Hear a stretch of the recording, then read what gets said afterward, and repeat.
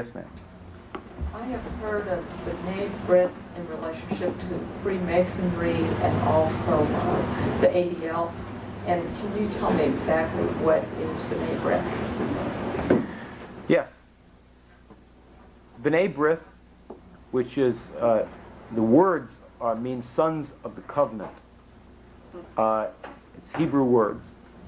B'nai B'rith was set up allegedly in 1843 in New York City by approximately 12 obscure Freemasons. The B'nai B'rith was quickly centered actually in Cincinnati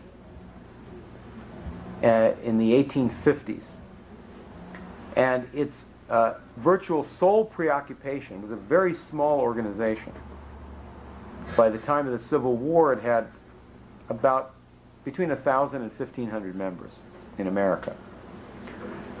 Its preoccupation was to build up the party that was trying to break up the United States. They ran various southern and northern, which were called Copperhead, political operations. And we've written a lot about this. I don't want to go into a whole lot of detail on that. But these people, even though most of the Jewish people in America were living in the North, especially after immigrants came in from Germany, and most of the Jewish people in the Civil War were pro-Union, the B'nai B'rith was entirely pro-Confederate. And many of its leaders were arrested by the United States as Confederate spies during the American Civil War, including the head of the B'nai B'rith operation in Washington, D.C., Simon Wolf. He was arrested almost immediately upon coming to Washington by the head of Lincoln's Secret Service.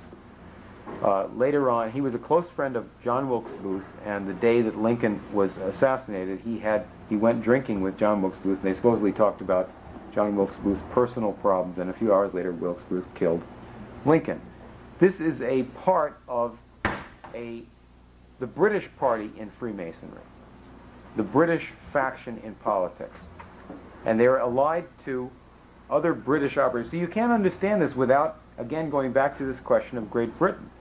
Remember that we had a revolution against England, and then a generation later, that was in 1776. In 1812, we had another war against England, the Second War of Independence. They wanted to take the country back. We beat them in that war. Then there was a civil war later on, 1861, and the British supplied guns to the South. They wanted to break up the United States. They didn't want to have any free countries anywhere. They didn't want to have any strong nations anywhere. So they whipped up the Southerners to fight against the United States. They lost that. They didn't give up. They still had, in fact, they had more and more power as an empire. And they have these factions. Now, I was talking earlier about their faction among the Jews. The Jewish religion is a survival from ancient times. There's various complications to it, but it's essentially identified with the Old Testament. Well, these people are not religious. The B'nai B'rith is a social organization, a political organization, and the basis of the B'nai B'rith is a political manipulation of race. They have a committee called the Anti-Defamation League. That's a committee of this B'nai B'rith.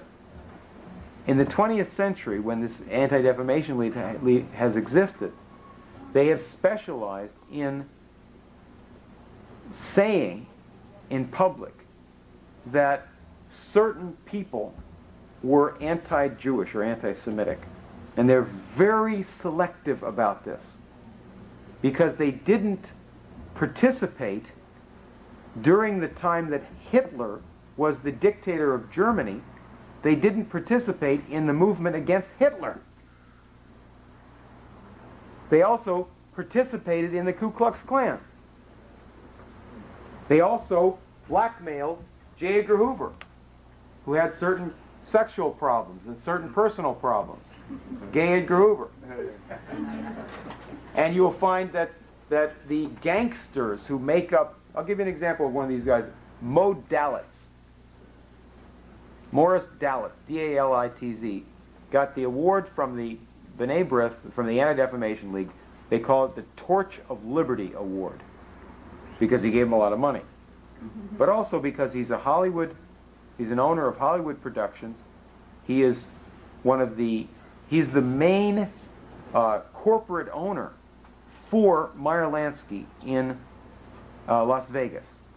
He is one of the 5 or 6 chiefs of organized crime in America.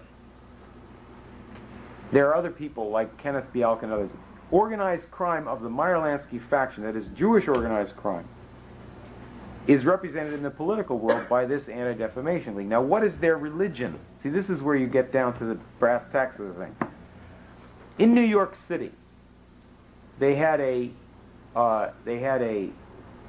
chancellor of schools recently driven out of office by the voters and the parents because he was promoting something called the Rainbow Curriculum. Sounds vaguely like Jesse Jackson's Rainbow Coalition, right?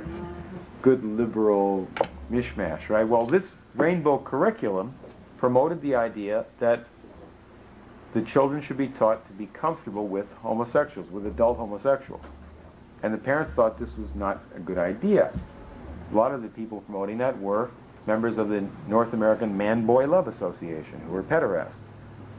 The Anti-Defamation League fought for that curriculum, helped to produce that curriculum, and fought against the people who didn't like it, including Jews, Christians, and others in New York City. Now, what's the religious basis for them doing that? Well, you have to understand what they represent. In the real world, they represent what I've been talking about tonight. These are thugs representing this traditional party of criminal activities associated with the British Empire. You've had this throughout time immemorial.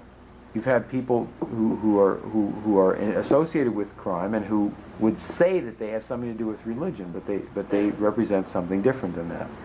You cannot understand these things without studying their history, and you have to ask the certain theological and other questions about them, certainly, but you have to see what they do in the real world, and they are the party of organized crime in the United States. Yes, in the back.